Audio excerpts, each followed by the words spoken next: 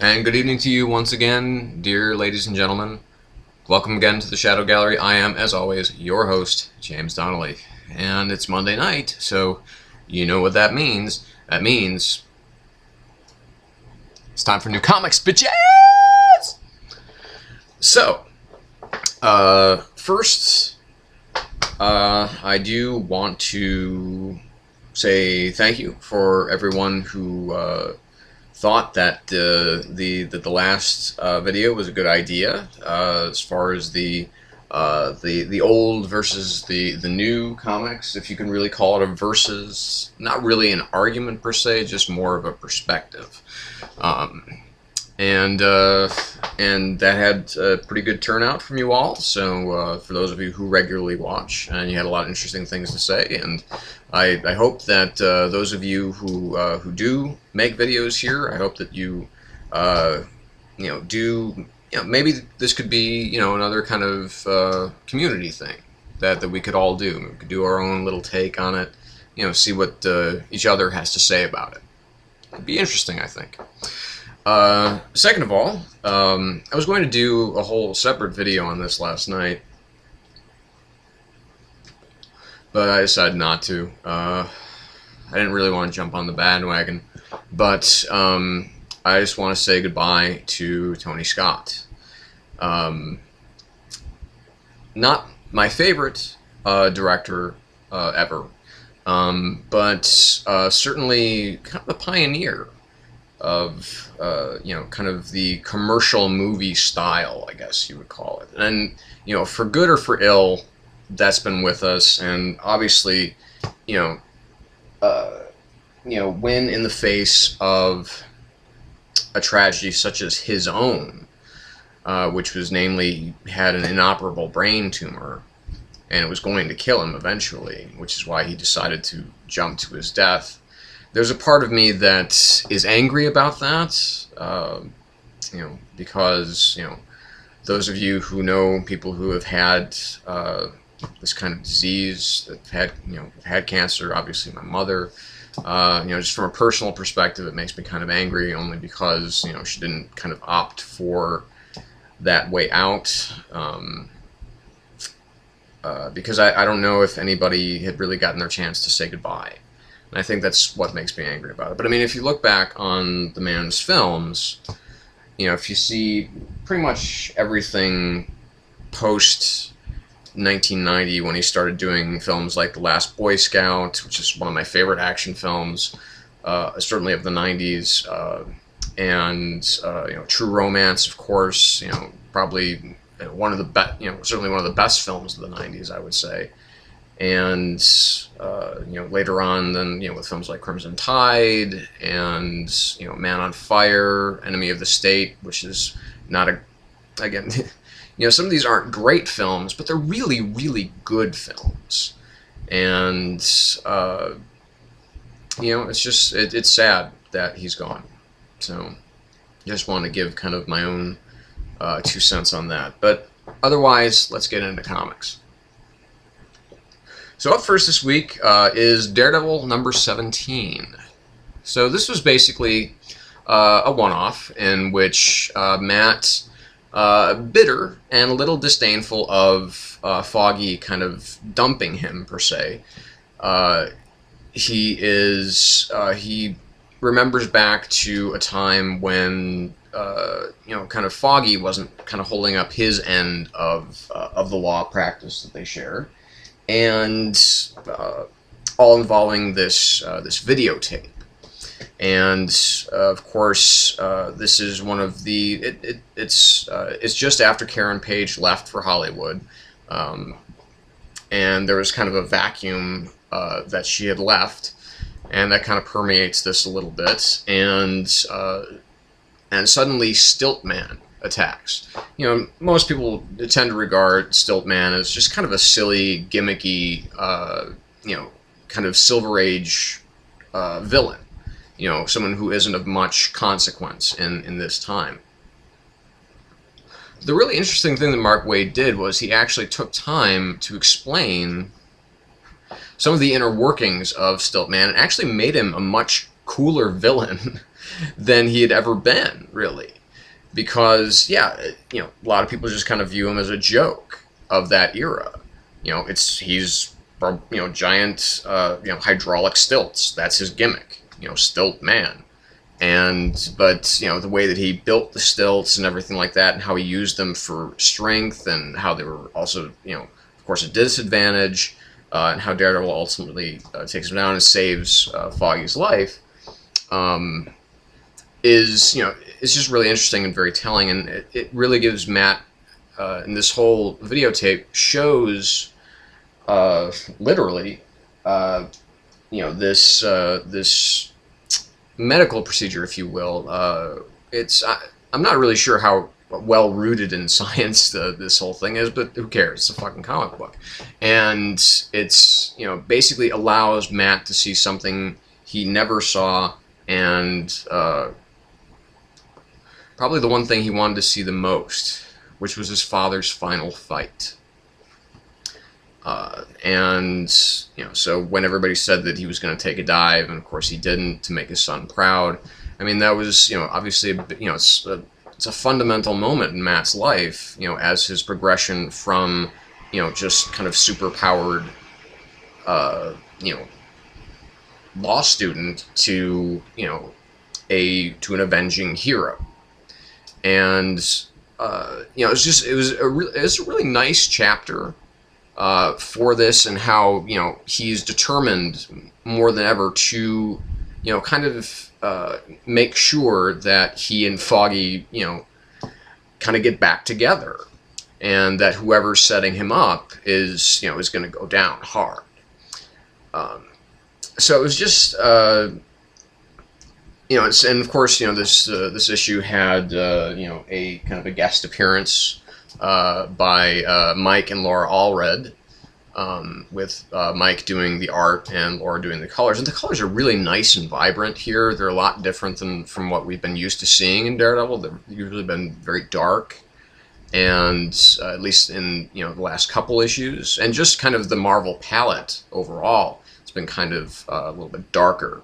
And this is a very it's a very bright comic, and of course Mike Allred's art is terrific. But this issue just, it didn't, I'm not saying that every issue should, certainly not by a long shot.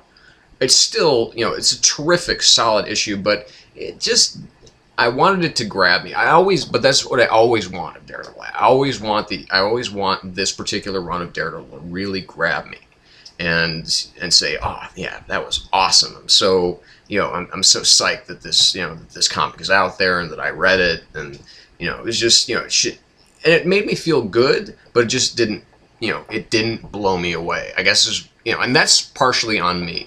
Like I said, part of the onus has to be put on the audience when you don't like a comic book because of the expectation of it, and not the actual what it is. So it's just, but scripting, it was, it was a little weak, but it was a pretty dense read. It's just, I felt that there could have been something more that, more of a coda at the end that could have led somewhere. I guess that's where I felt that this could have gone different and perhaps better. So 4 out of 5, like I said, very solid 4 out of 5 for Daredevil number 17. Like I said, it's a really good book. It's just not great, and this is usually like right up there. So, so also from Marvel this week,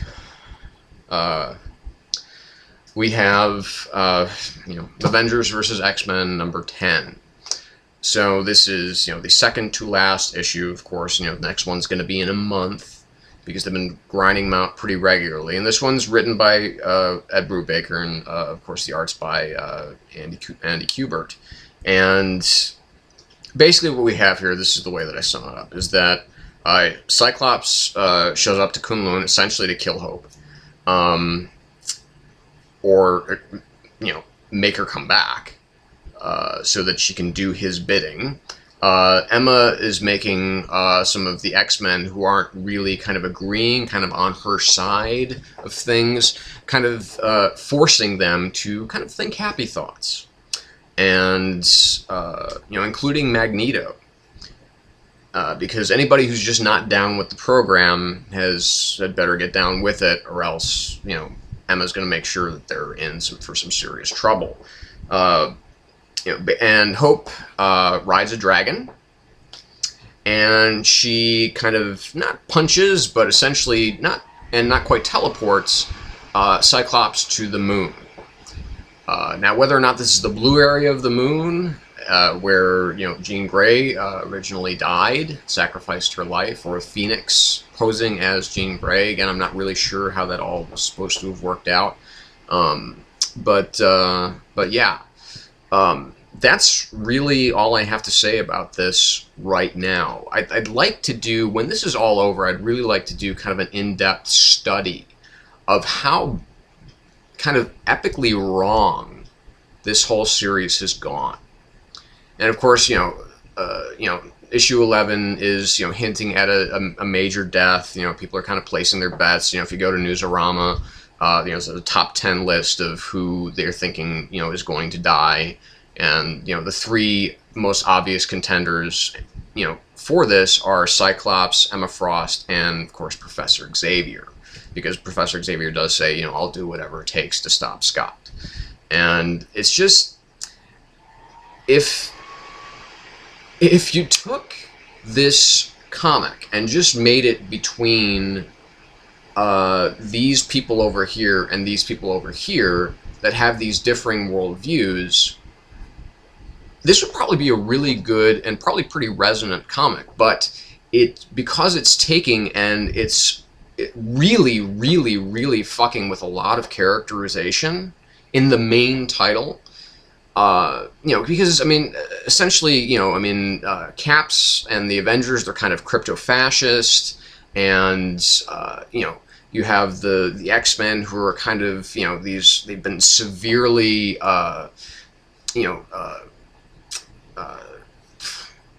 they've been, god damn it, the fucking word is escaping me. They've been severely corrupted by this all-powerful force. And so everybody really here is the bad guy. But there's no point to this. And I guess that's where I'm really kind of going with this, is that I was on Comics Alliance today, and I was reading their kind of breakdown of the latest issue. And if you don't read comicsalliance.com, there's some really good and very funny stuff that they do there, especially when they're reviewing films, but also when they're reviewing certain comic books that are generally regarded as kind of stupid. And Avengers vs. X-Men is one of those. And they kind of keep a running tally of a score that each team kind of gets based on this really screwed up criteria. It's really funny the way that they put it out there. But the thing that kind of distressed me the most, that I realized when I was reading that article, reading that scorecard, if you will, is that this book isn't really about anything. It's just, it's like Flashpoint. It's trying to usher in, this whole kind of new Marvel Now thing, but, still leaving the rest of these titles alone. But, it's kind of trying to reboot things, but not in the same sense of like the New 52. It's getting some New 52-ish stuff out there, but, again, this whole thing just seems gimmicky. At least, comics like House of M and Civil War, and even Fear itself. Good or bad, I actually really liked Civil War. But they all had a point. They had an argument. And this just doesn't seem to have that. That's what this is lacking. It's lacking a narrative that gives it a reason to exist organically, other than, okay, well, the Phoenix is coming back, and, it could either mean the end of all civilization, or it could mean the betterment of all civilization. There's no, but that's not a point. It's just an excuse for them to drive this whole kind of new Marvel Now agenda, which is one of the reasons I'm glad that Ed Brubaker, as I said, and I believe I said this in a comment to someone recently on one of the videos, even my own maybe, but that he's essentially kind of leaving Marvel and just kind of sticking with Winter Soldier as being one of the main kind of 616 comics that he does there, and then doing, continuing to do Fatale for Image, and is going to be doing, probably even more stuff for Image, and of course, keeping with the Icon imprint, doing more arcs of Criminal. And hopefully some other new stuff along the way will come out of Brubaker. So I'm excited for that stuff, because his stuff in the Marvel Universe, he's really kind of phoning it in, with the exception of Winter Soldier. That's been a good book. So, and this is just bad. 2 out of 5 at maximum for this. I did like Hope riding in on a dragon. I thought that was pretty cool. And her absorbing Shao Lao. I thought that was just neat. Anyway. So Amazing Spider-Man, number 691. So this is the finale of the Lizard arc. And basically what we have here is we have science. And science is fun. Because basically what it's showing here is that it's kind of saying that that maybe it's not the Lizard that's the bad guy, but Kurt Connors. There's something in him that this thing that he injected into himself, it brought out, or maybe it had always been there, that he's held this resentment towards human beings, just towards other people, when he was himself. And then the Lizard didn't necessarily enhance that, because when he is Kurt Connors, he's still thinking, obviously with this Lizard, with the Lizard brain, but it really seems to be his. So there's a really interesting argument going on there, because you have, as it opens up, you have, you think that all the lizards, they're going to start eating everybody at Horizon, right? But, well, they're not, because lizards and humans can peaceably coexist, as opposed to kind of, Kurt Connors as the Lizard, his whole kind of, mission statement, if you will, is that, lizards are better than humans, and and they should rule, and they are enemies, but they're not. Actually, lizards and humans can get along just fine. So of course we have some more, and we have the big fight, of course, where Spidey is considering, basically he's got the harpoon, and Connors, as this kind of new and improved Lizard, is seeing seeing his family all over the place, seeing his wife, seeing his son, seeing himself, and Spidey's, he's looking to put this kind of in the reptile brain part of the Lizard's brain, essentially. But it could kill him. Of course, he's thinking of Silver Sable and how he sacrificed her to save millions, and now he's thinking about, also, killing, sacrificing the Lizard to save, however many there, and, so it's, again, a big, kind of moral quandary that lasts for about 2 pages. And then we have more kind of, this very cryptic future premonitions from Madam Web, where she's seeing that,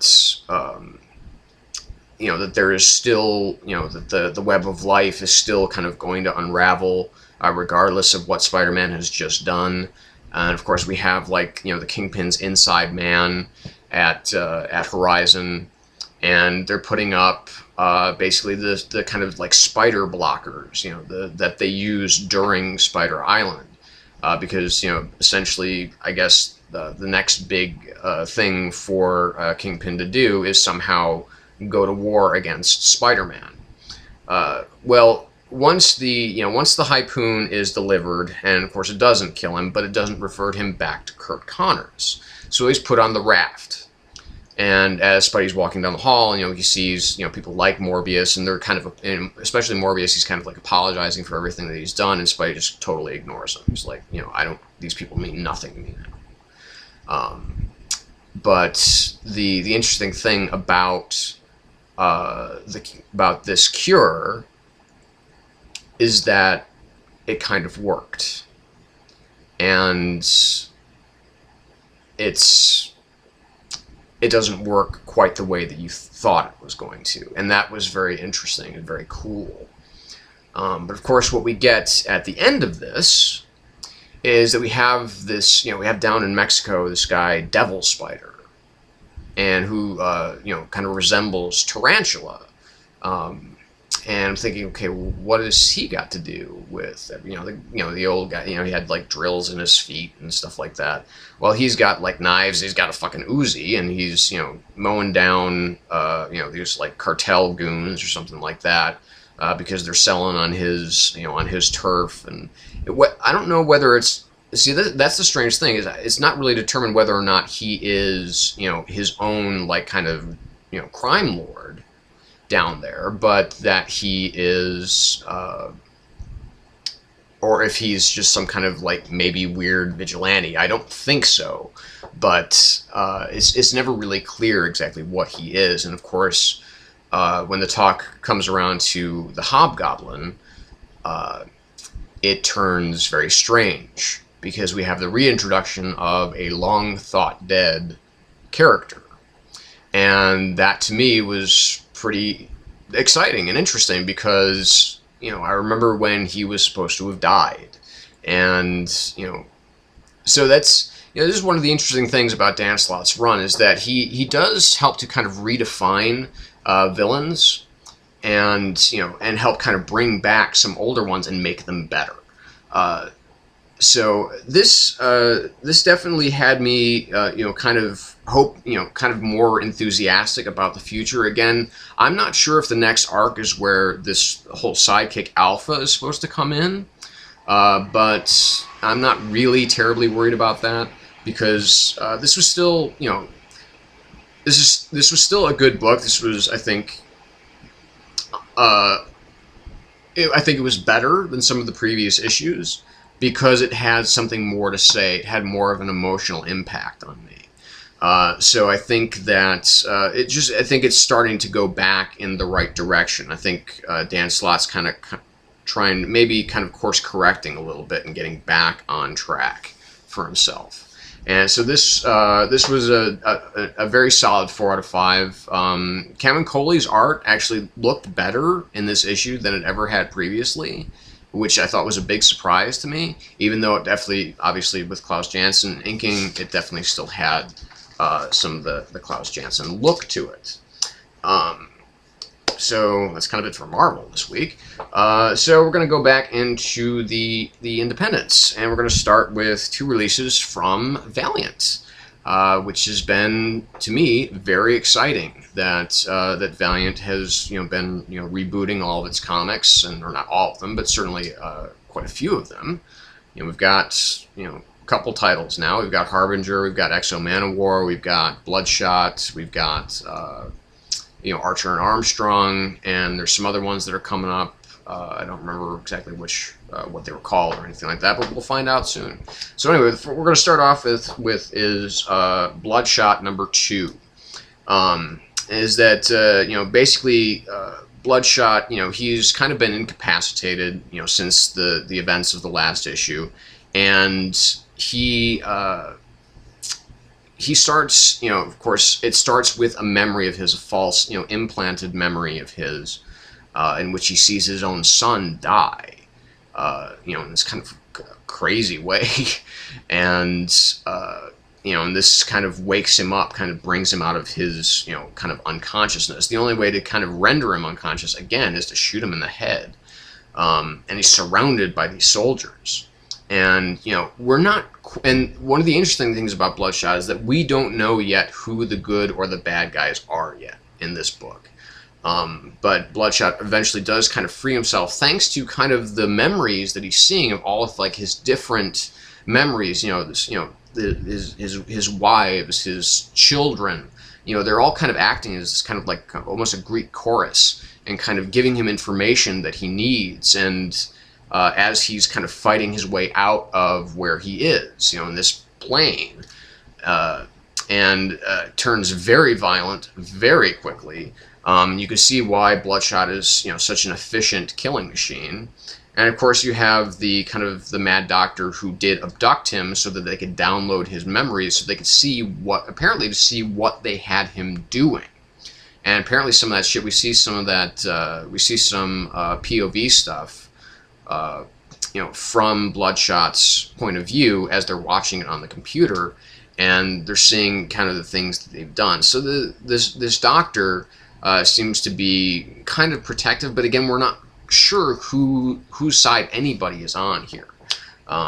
So we have this kind of mysterious young girl that seems to maybe be able to maybe she's kind of the the big she may be the one that's able to bring down Harbinger. Of course this seems to be more of like the villainous side of things. So I'm not sure where kind of the doctor and his group are fitting into this, as far as like, here's right and here's wrong, and here's Bloodshot kind of in the middle, being hunted by every fucking person on the planet, it seems like. But now we have a growing cast here. We have this female EMT that kind of saves him, sort of. Doesn't really know what to do with him, quite frankly, because he's just kind of like this burned out husk. And when he wakes up, he says he needs steak, and so he's able to override machinery in his direct vicinity. So he stops the ambulance, and apparently they're out kind of in the middle of nowhere, but there are cows nearby. And then because he kind of disappears, and he comes back, and he's back to normal, but he's like covered with blood. And so I think we pretty much know what happened to the cows, considering he was craving steak.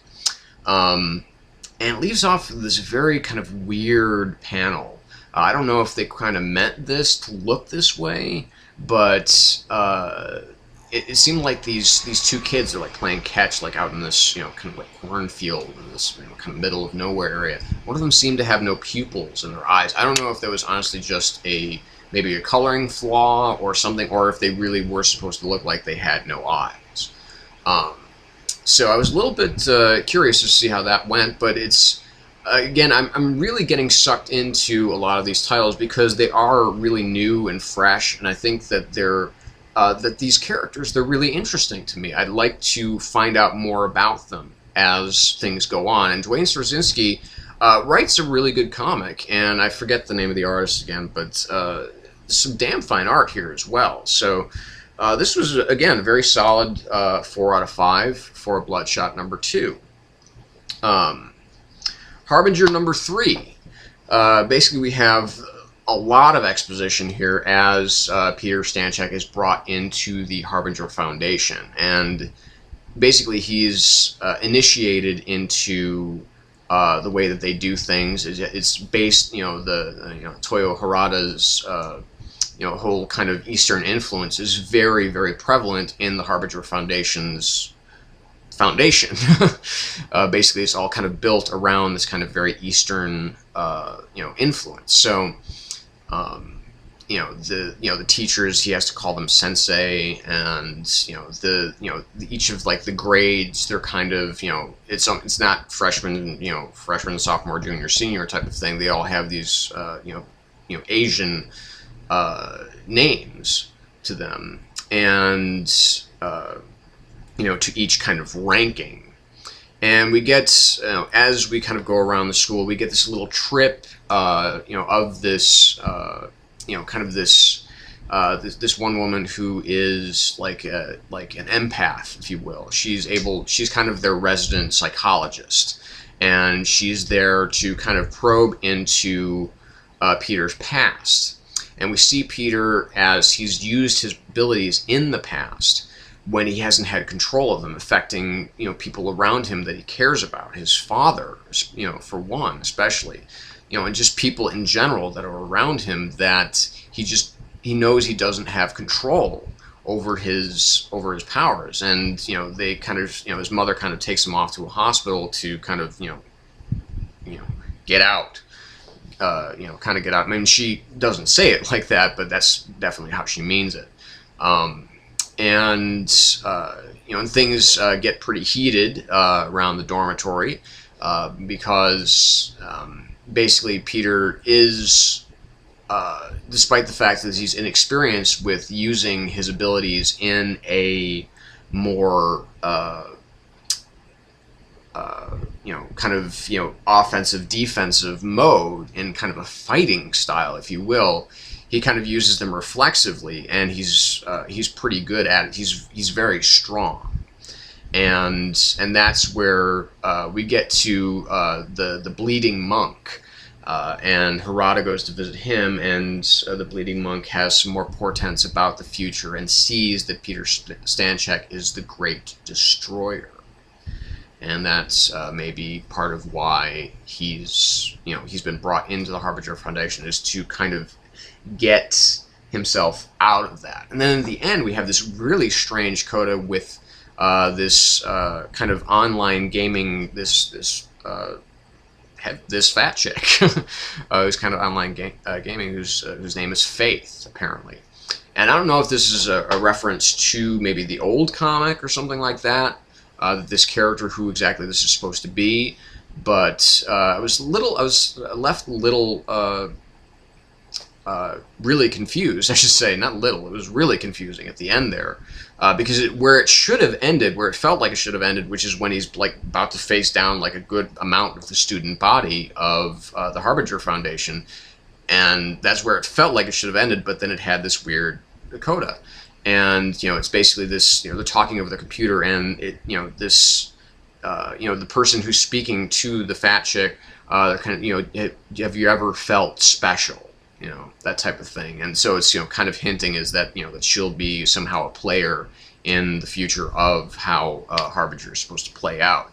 The one thing that I really appreciated about this issue, I really like Hari Evans' art. I think it's really good, but I also really like what Joshua Dysart is writing with this. He gives a really dense read for this issue. It's very, very verbose, but it's not.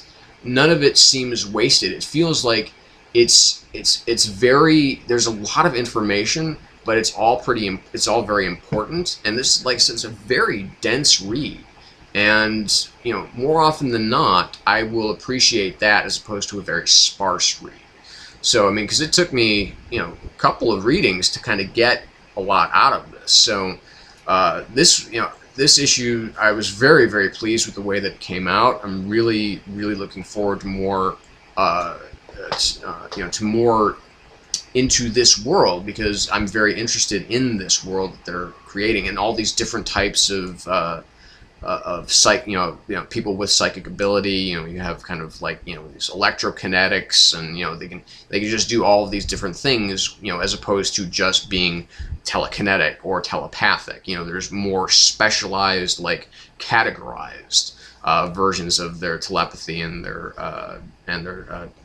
telekinesis. One of them is a technokinesis. So I mean, it's really interesting, really good read. Very, very good. I'd say 4.5 out of 5 for Harbinger number 3.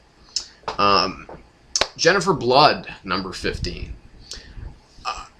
I can't really get too much into this issue, but I will say, because it is where I thought it was going to go, and I'm really glad that it's going in this direction. I know that sounds weird, but because I was expecting that this was, like I said, this was going to be Garth Ennis's version of, him making his own Punisher comic.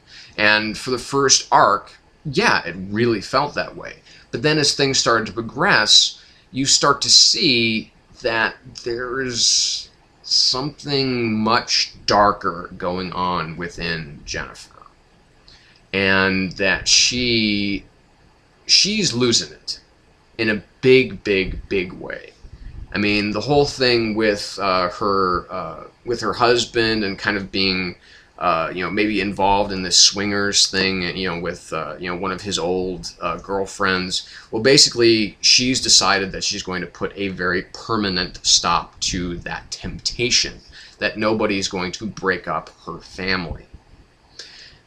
What this is starting to remind me of is the '80s series Vigilante. Where you had Adrian Chase, who was, he was a judge, and his family was murdered, and he became, kind of this masked hero. And Alan Moore actually did a couple of issues of Vigilante that were really powerful. And he wasn't like Punisher-esque, where he was just, you know, kind of knocking off everybody. He was more like, I will bring them to justice type of, you know, type of vigilante. And then later on, as the series progressed, as Marv Wolfman, you know, kind of progressed the series, it became, or I don't know if it was Marv Wolfman who's kind of there at the end, but whoever it was that was writing it near the end, you know, really, you know, saw how Adrian Chase's mind had twisted, and how he had become basically someone who was willing to kill. I remember reading the last issue when I was a kid in a comic book store, and it was like almost traumatic, because I remember very, very clearly some of the events that happened within it. Like, he's in a movie theater, and these two punks are talking in front of him, and they, you know, one of them moons him and everything like that, and he just blows him away. Like, he just cannot, like, his whole compass as far as morality is concerned has completely vanished. Anybody who even seems to be breaking even the most minor of laws is, you know, is subject to his wrath. And eventually he sees how this is ended, you know, how he's kind of ended up in this, and he kills himself. I remember how shocking that was, because it was like the first comic that I'd really read like that. I mean, this was back in, what, 86 or 87. So, I mean, this was, you know, this was before I had really, you know, before I'd even read, you know, something like Watchmen or anything like that. So this was very striking and very, you know, it was just very unusual to me. So, but this is kind of heading down those same lines. Is I can see how Jennifer's mind is twisting upon itself. That now, you know, it's not enough for her to just have eliminated her family. That, you know, and the criminal element within, you know, the Blutes, but actually to, you know, just to be killing people that are now threatening her family life. You know, there's even an interaction with a teacher in this issue that kind of brings this kind of, you know, it kind of oozes menace at the end of it, where she talks about putting her son in like a special needs class, and she asks if she has children, and the teacher says no, she's not married, and, you know, she's kind of thinking, she kind of thinks to herself, well, that'll make it just that, you know, that'll make it easier. And so does that mean that she's planning on killing the teacher now, who's looking at, you know, I mean, I'm really liking the path that this is going down. I'm not a huge fan of Kuber Ball's art. I don't think it's that terrific, but it is pretty expressive, and it's pretty damn disturbing. So, just all in all, this issue just had a lot to say. Obviously, you know, we have Pruitt, you know, being the only one who seems to be willing to go after Jennifer Blood, who is convinced that this Jennifer is Jennifer Blood. And we also have Andy, her husband, finding her quote-unquote war journal. And, you know, just all the horrible stuff that she's writing about, and how that she, you know, she wrote about killing, you know, the neighbors because this, you know, and, you know, Andy's old girlfriend. So it was like, oh shit, things are gonna really heat up now. So I'm really looking forward to the way that this book is going. The more I think about it, the more I like it. So this is a pretty solid 4.5 out of 5 for Jennifer Blood number 15. If you're not reading this, you should really go out and pick it up, because it's very twisted. It's a really good read, and it's getting better, actually. Not saying that Garth Ennis was doing a bad job, because Al Ewing, he's doing really, really, really well on this. And I think that Garth is trying to kind of guide maybe Al in a specific direction to where to take the character from here, and I think the way that he's setting that up is very clever. So now I'm going to talk about something that I was going to talk about a couple weeks ago, but I forgot, and that is Black Kiss 2, number 1. So this is being put out by Image. Now this was reprinted back in the 90s as a collection by Eros Comics. It's Howard Chaykin basically did this super duper S&M, gender bending, sex filled, violent filled just terribly perverse comic about these two look-alike women who I can't even describe it. And this jazz musician, who's a former heroin addict, and he's framed for his family's murder, and you have these corrupt cops, and one of the women. You just kind of have to find it in order to understand it. So I'm not, I guess more to the point, I'm explaining why I have an affinity towards this particular comic, and why I was really looking forward to this new series, a sequel to it, because I didn't even know it was coming out until a couple months ago, and I said put this on my pull list immediately, because if there's a sequel to Black Kiss, I want all over it. But it's not a sequel; it's actually a prequel, because this is basically telling the story of at least one of the women before, and we have these two stories within this. These two kind of self-contained stories within this issue. One of them is basically about all these people going to an old Nickelodeon back in the early 1900s, and they're watching essentially pornography. But all of them seem to be just kind of in this state of perpetual shock about it. There's something evil about what they're watching, not the pornography itself. There seems to be a dark and very malevolent presence within this film.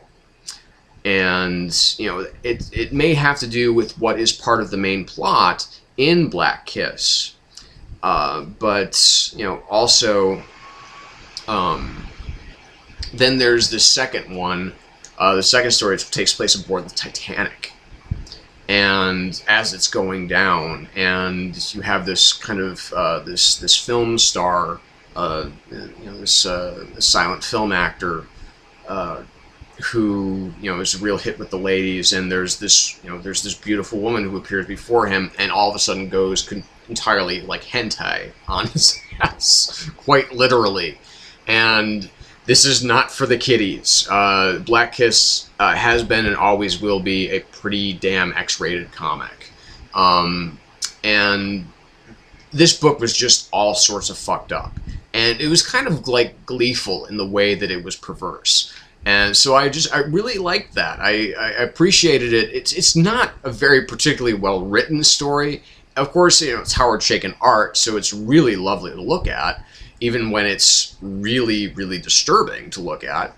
But you just, you get, those of you who are fans of Black Kiss will probably like this. Those of you who are not won't understand a fucking thing that's going on and will probably hate it. So my advice to you, if this is something that you're interested in picking up, please take it upon yourself to find the original Black Kiss trade, if you can, anywhere. I know that I believe that it's out of print, although Image might, since they bought the rights to this, they might be reprinting it sometime soon. So I hope that that's the case. But anyway, I would say probably about a 3.5 out of 5 for Black Kiss 2 #1. Okay, so moving on to DC, and we're going to actually cover something that I haven't really done before, and which is, I've done a little bit, but never really made it a point to do it, and this is something I'm going to do very sparingly, and that is digital releases. Because I got 2 this week, one because I wanted to, one because I just kind of had to. And the first one of those was Legends of the Dark Knight #11, because for whatever reason, they're not putting this out in print form, like they are with many of the other direct-to-digital releases, like Smallville and Batman Beyond. And I think the Amy Comey girls are also in print form. I could be wrong though. But the reason that I really wanted to pick this one up is that it's because it's written by Josh Fialkov and has art by Phil Hester. So this is a pretty potent team of creators, and what they're doing is they're basically taking on the character of Slam Bradley, private investigator, and how he fits into Gotham's world. And Slam Bradley, basically what Fialkov and Hester do is they take us down the more noirish road of Gotham City. This isn't the big threats and the Batman fighting the big crimes and everything like that. This is really small scale stuff. But it's also that kind of thing I think is really important and almost essential to the mythology of Batman, to have him still fighting street level crime and solving mysteries. But I mean, ultimately this is about Slam. And, basically he is watching, a husband who is cheating on his wife, and he watches, obviously he's trying to get his pay, he's trying to make his money, and of course he watches as, he's a former cop too, worth pointing out, and he notices that he is starting, that this man that he's watching is starting to beat his mistress, and beat her quite severely. And he's too busy watching, and then all of a sudden the kind of cop instinct kicks back in, and he starts running to where, the woman, where this is all going on. Of course, he's gotten there too late.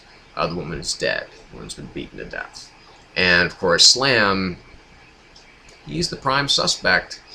And, this leads to him, confronting Batman. Batman is actually after him, but he has ultimately a bigger fish to fry at the moment, so Batman skedaddles. And Slam is left to his own devices as he is looking to follow the man who actually killed her and find out, exactly where this leads to. Because where it leads is somewhere much more sinister. And I'm really happy to see Fialkov taking on the character of Batman, because as you know, he's rapidly become one of my very favorite comic book writers at the moment, and he's produced some real classics, and I think it's tremendous, and I think he did a great job here. Phil Hester's art is really cool, very dynamic, very much it's Phil Hester, it's his style, he knows what he's doing, so. It's a little cartoony, of course. It's very almost kind of Bruce Timm-esque, but it's not kind of animation-esque, I should say. But that's one of its charms. That's one of Phil Hester's biggest charms as an artist, is that his it's not intended to be lifelike or photorealistic or even hyper-real. But this was a really enjoyable read for the short read that it is. And so I have to give this a 4.5 out of 5. This was a really terrific undertaking by Fialkov and Hester to kind of go into the territories in which the current Batman comics aren't really looking to go towards. It's more about big threats, big villains, so on and so forth. And I think that they should kind of get a little bit back down to earth here with Batman sometime soon, so that we get to see a little bit more of, some one-offs, like the most recent issue of Batman, where it wasn't so much about Batman, but it had more of a street-level kind of thing going on. And then the other one that I had to get, it was just, had to do it, was Smallville Season 11, number 13. It's digital release. Now, normally I do get this in the full, volume that's printed, but this is the big one. This is the one we've been waiting for, the one we've been hearing about for the last couple of months, and of course that is the introduction of Batman into the Smallville universe. There were a couple things, admittedly, that were confusing, because it starts out, because as what kind of finished up in the last arc, was that basically Superman had been kind of tricked by Lex Luthor, with this whole kind of space shuttle explosion and everything like that, that this explosion actually doused Superman's body with an isotope that would allow Lex to track Superman's movements. So he has to stay away from pretty much everybody that he normally would in order to keep his identity safe and keep those who he cares about safe, especially Lois. So they've kind of absconded for a secret tryst back at the Fortress of Solitude, and he's trying to figure out a way to get this isotope off of him so that he can move freely without Lex watching him. But they start to kind of reflect on Lex's character that he could be better if he wanted to. And because he is kind of working as a tabula rasa right now, that he is very much a blank slate, that he could, that he could do anything right now, as opposed to being, the evil genius that he kind of is, had already turned into once, and still has elements of. But it's a compelling argument. But of course, what is really at work here is eventually the lead up to meeting Batman and Sidekick. Now, it's not determined in this issue whether or not this is supposed to be, if it's supposed to be a version of Robin, or if it's Nightwing, because it is a female, and of course, as was much, a very hotly debated and hotly contested point, was that it's it's not Stephanie Brown, as it was originally thought and hoped to have been, because it's Brian Q. Miller who's writing this, and of course it's Brian Q. Miller who wrote the Stephanie Brown Batgirl series. So it seems to be Barbara Gordon here, and she is definitely kind of like the advanced, kind of like the the boots on the ground type. She she likes getting into it. She likes mixing it up. And then here comes Batman to kind of swoop in and really get the fear of God into these people, or the fear of the Bat. And there are some strange things, and I don't know if it's coloring or if they just kind of decided to go this way. I don't know why Batman's skin is blue. That kind of threw me a little bit. And so that was kind of confusing. I like the design of his costume. It's not too far off from where the TV show might have gone, but honestly, if the TV show had ever gone in this direction, it definitely would have gone with just Bruce Wayne and not Batman. But there's a very, very important reason that Bruce Wayne is going to Metropolis. Because ultimately he is chasing down Joe Chill, and that is where this picks where it's like, okay, steam has definitely been picked up here. So I'm still going to wait until the print version comes out for the rest of this story, but this was actually really good. I really enjoyed reading this. I'm very interested to see the way that they will continue to bring Batman and hopefully Bruce Wayne and Barbara Gordon into the Smallville universe, and just all around pretty excited. So this was a good read. Like I said, art by Chris Cross is a little, like I said, I'm not really sure of Batman's whole color scheme. It looks a little off to me, some parts of it, but some parts of it work. So, but this was all in all, it was a 4 out of 5, pretty solid. Good job, I guess. Okay, so more into DC here, and we've got Before Watchmen, Rorschach, #1. Now, this takes place in 1977, is basically where it opens up. And, the first couple pages are, it's Brian Azzarello and Lee Bermeo on art. And basically, what we're thinking that we're looking at is, there are carvings going into what seems to be human flesh, because there are blood drops and so on and so forth, kind of builds out of there and pulls out of there, sequentially. And we see that there's someone who's carving words like, I can't stop myself, things like that, I can't help it, into a dead woman's body. And what we have here, when we finally see Rorschach's journal, it's typed rather than handwritten. And this, to me, is more of a thing where, okay, well, what Azzarello is doing here is much more channeling rather than Rorschach himself. He's much more channeling the archetype or the character that he was based upon from the Charlton comics, and that, of course, is the Question. Because the Question was, he was a typer and not a writer. So it did have some kind of interesting, kind of, inner monologue for, at least as far as the journal itself is concerned. But part of it did feel off. I was a little put off by the fact that it was typewritten, because it ultimately took on more of the feel of the Question rather than Rorschach's own voice. And that is basically my main problem with this particular issue. This is not a bad comic. It's actually pretty decent, because I like kind of where they're going with this, because what we have here is that Azzarello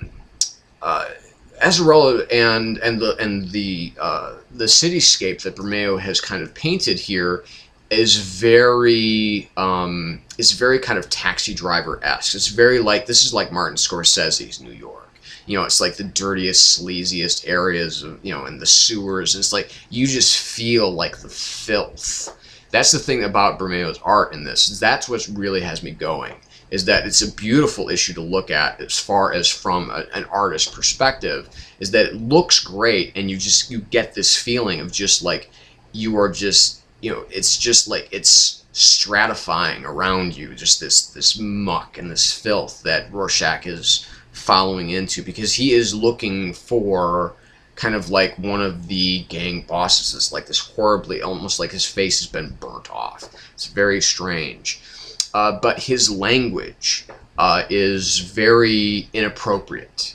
There's a lot of, for the character, I don't care about the use of language, but the use of language for the character of Rorschach, he has a HURM, the H-U-R-M, and this is 1977, so it's post the 1975 kidnapping case, in which, of course, we get in issue 6 of Watchmen, where we see, okay, well, this is where Rorschach really became the Rorschach that we see in 1985. So this Rorschach still seems to be kind of clinging to a little bit more of his, not his humanity, but a little bit more of maybe like the good old Night Owl Rorschach days, when he was quote unquote mollycoddling, his the criminals, the criminal element, and by letting them live. And so he's going around, he's trying to find, he's crawling, he's going through the sewers, and he's beating the living shit out of people.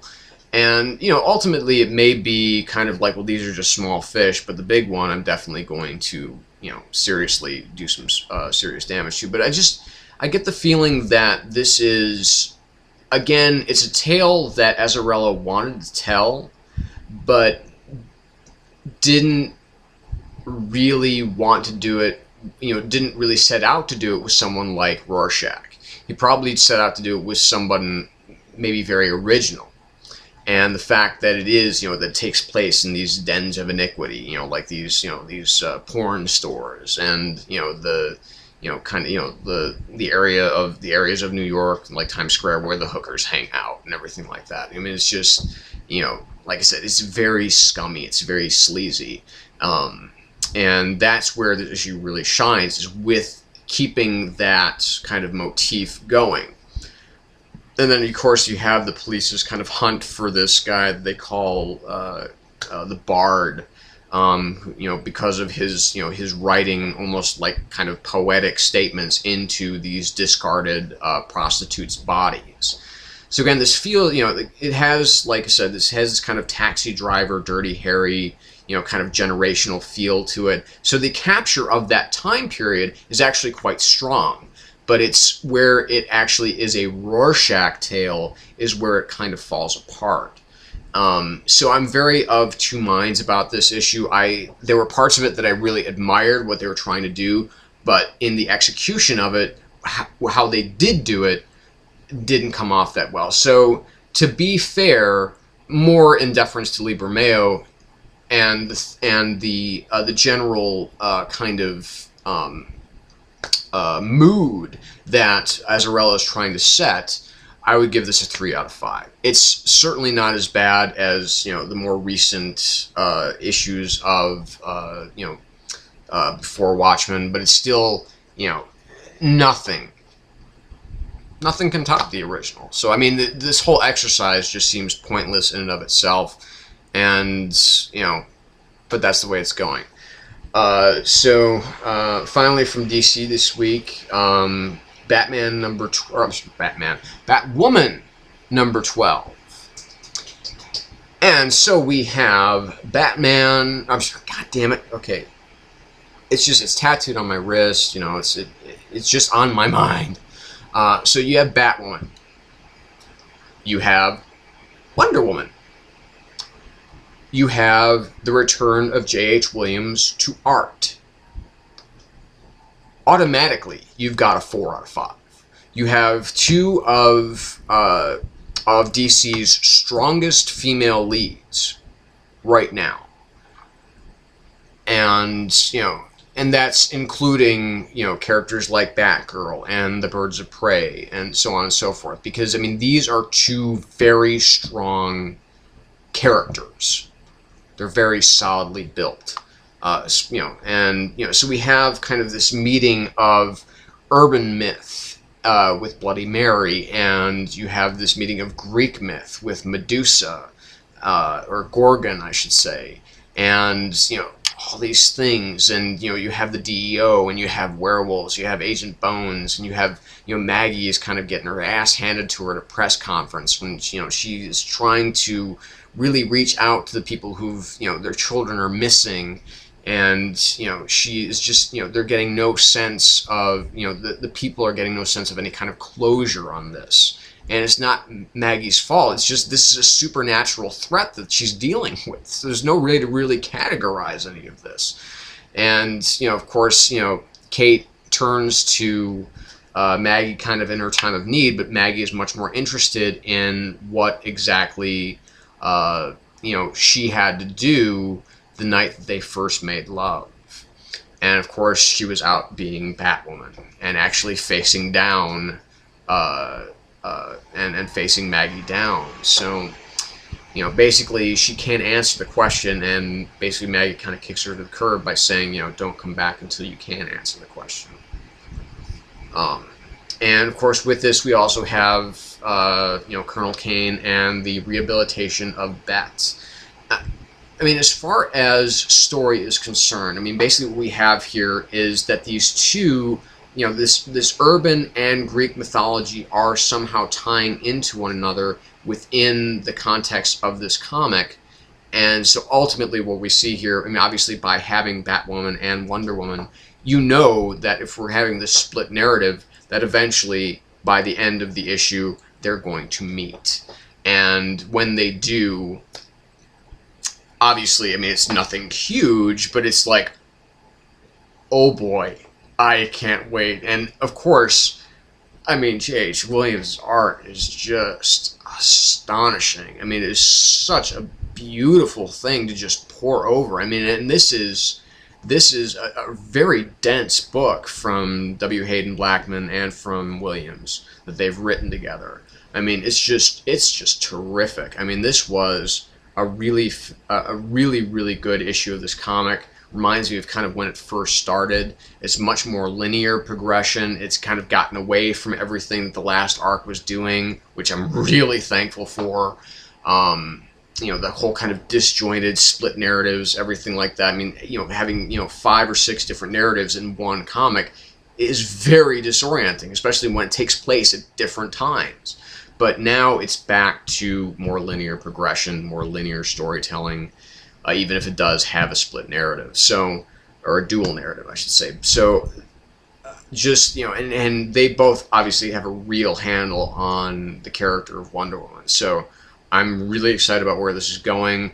So, just on the basis of where this could go alone, and from obviously the return of J.H. Williams, no necessarily disrespect to Amy Reeder, who is obviously a fine artist in her own right, and Trevor McCarthy, who's also really good, but they just spent too much time aping Williams' style and his aesthetic into the creation of this. So with Williams back, this book is back up and running. It's back to where it needs to be, and this is an absolute 4.5 out of 5 for Batwoman number 12.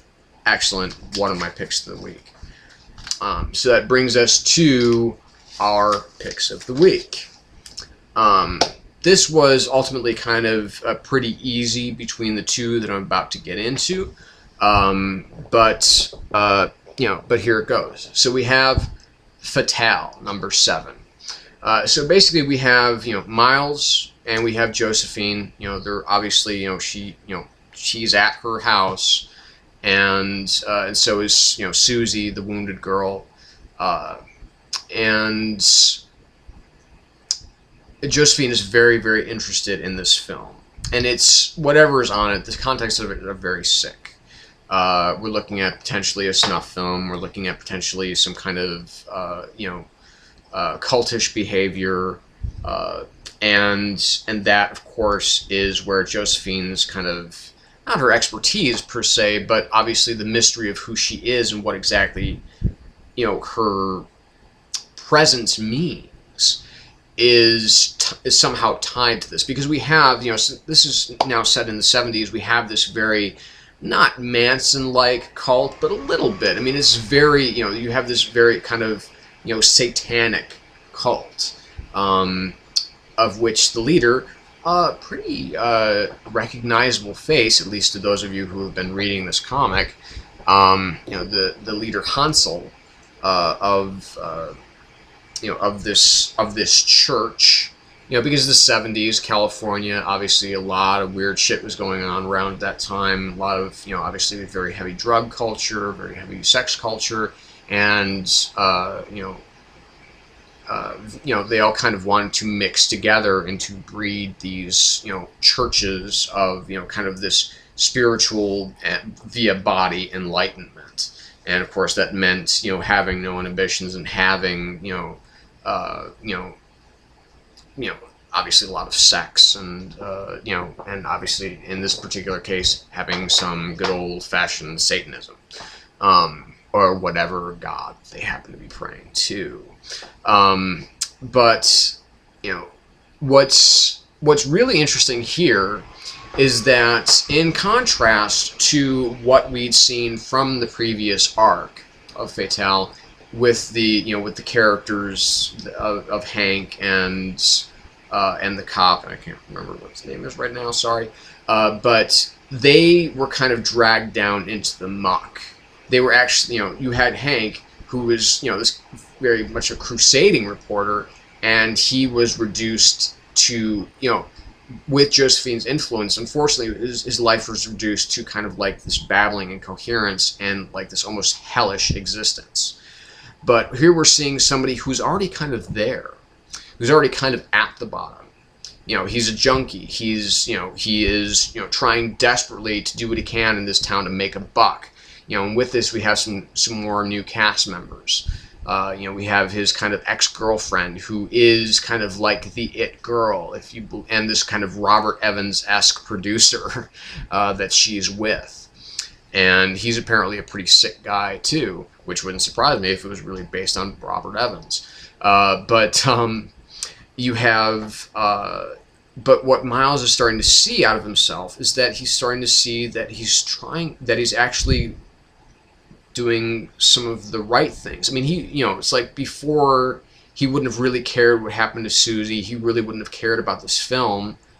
But now he's finding himself maybe doing the right thing. And that's kind of not settling very well with him, which I think is a really interesting way to take this. Because instead of Brubaker and Phillips just showing, okay, well, anybody who comes in Josephine's life, their life is automatically ruined.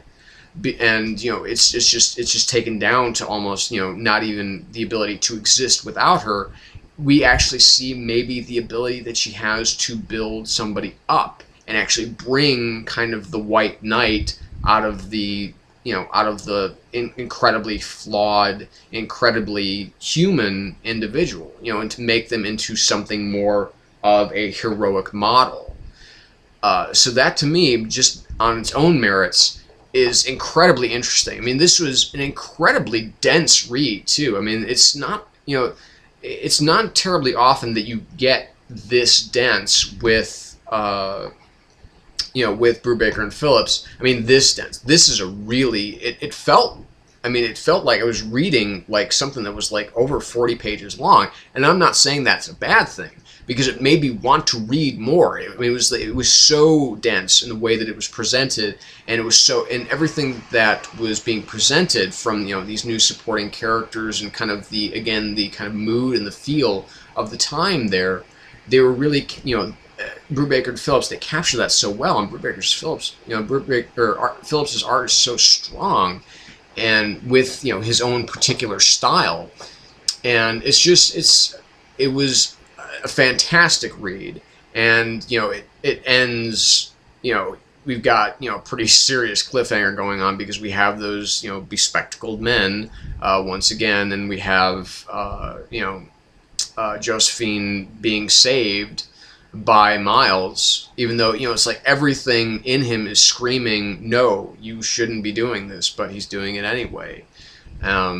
So it's just fascinating read, just so well done, and a very tense read as well. It's very suspenseful from the way that it works itself up when you get to when you're getting towards kind of the climax of the book.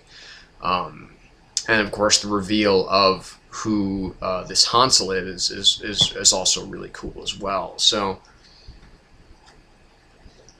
very much a 5 out of 5, solid 5 out of 5 for Fatale number 7. And that, of course, brings us to the book of the week. If you don't know where this is going, you should probably already stop watching. But of course, it's Saga number 6.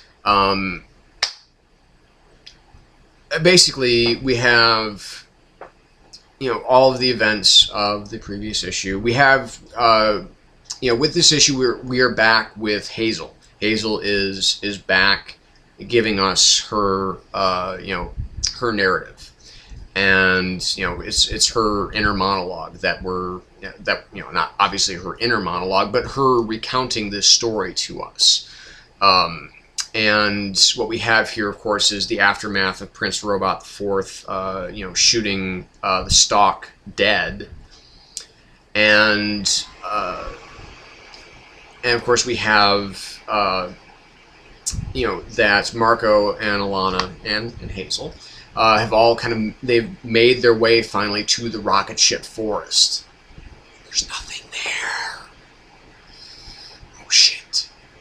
But then here comes Isabel out of the baby, and we have, it's part of, her, the quote-unquote horrors, the abilities to, to encase things, in, kind of make them invisible, or make them, intangible, whatever. But to just make it seem as though it's just this barren wasteland. And of course, when she kind of lifts this, it reveals this massive wooden spaceship. And it's just like, oh god, I love this comic book so much. And of course, the spaceship requires, though, a sacrifice of something personal. And so, for a couple of good reasons, for that reason, in order to get on the spaceship itself, and it's basically, in order to get on the spaceship itself, Marco takes his magic sword and he destroys it. He shatters it as a sacrifice, as supplication, so that they can enter into the spaceship.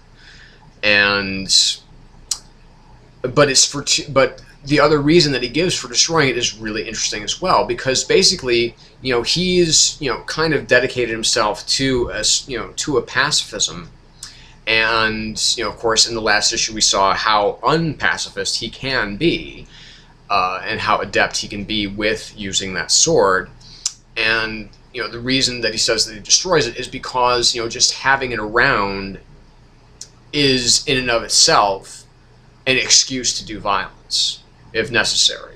So just by the very act of carrying a weapon makes you violent whether or not you're using it, because it gives you an excuse to use it.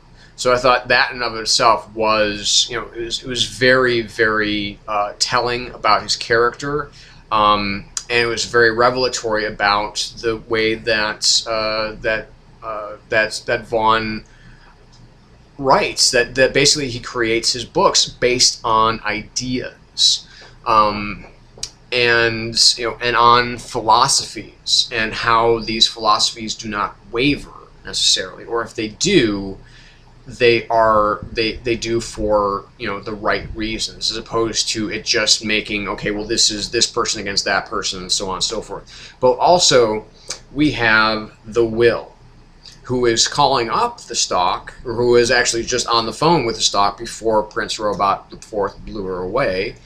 And the Will basically, Prince Robot picks up their little cell phone, this little like kind of pink blobby phone, and it starts to say, well, she's actually been righteous, it's kind of a righteous kill, but that the Stalk is dead. And basically all that that the Will is trying to do, he is trying to get together the money, trying to team up with the Stalk in order to find the Moonies, and find this and abscond with this child, or just terminate them, so that he can make the money that's necessary in order to get the slave girl off of Sextillion.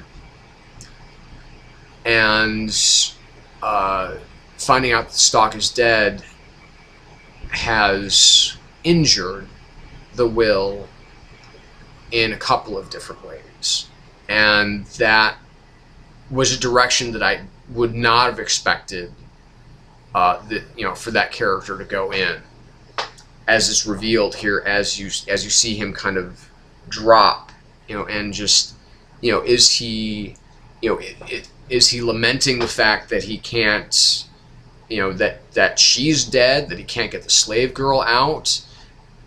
Is he truly sad for both reasons? I mean, that was one of the things that was just like, oh, I mean, I'm just blown away right now. And, and then, of course, we have this fantastic ending where it's like, oh, here's some new cast members for us. This ought to be really interesting. And it's just, I mean, it shows, obviously, not only the great amount of thought that Vaughn has put into this comic, but it shows just how extraordinarily well he can construct a single issue of a comic from beginning to end. There's really nobody out there like him right now. And that's sad sometimes. I mean, as much as I love certain other writers, there's nobody quite like Brian K. Vaughan. And which is why Vaughn, always seems to kind of climb to the top of the heap, is because, his work, and of course, you can't forget about Fiona Staples' amazing, amazing art, and Dave Stewart doing the coloring for this. Just, wow. I mean, tremendous work from everybody involved. An absolute 5 out of 5 for Saga number 6, and definitely book of the week. So, that's it for this week's New Comics, bitches! So, obviously, if it's the first time here, say hello, subscribe, thumb it up, thumb it down. I'm on Twitter, at Donnelly92274, just like the name is spelled in the, in my, as the name is shown on the video there. And, of course, I'm on Tumblr, Shadow Gallery Comics.tumblr.com. And, of course, I'm here every Monday night, unless I'm really sick or really tired, or I'm just not in the mood. No, I will never not be in the mood again. I've drawn the line. I'm going to continue to do this until it has to move to another day. So, thanks again for watching. Obviously, comment, criticize, complain. Let me know what you think I'm doing right. And because I did this topic video just now, not just now, but over the weekend. What other topics do you think that you would like me personally to broach? And obviously, don't expect short answers. So we're closing on 120 here. So again, thank you all for coming out. Thanks for sticking around. This is James Downley from the Shadow Gallery saying goodbye and reminding you to always stay in the shadow.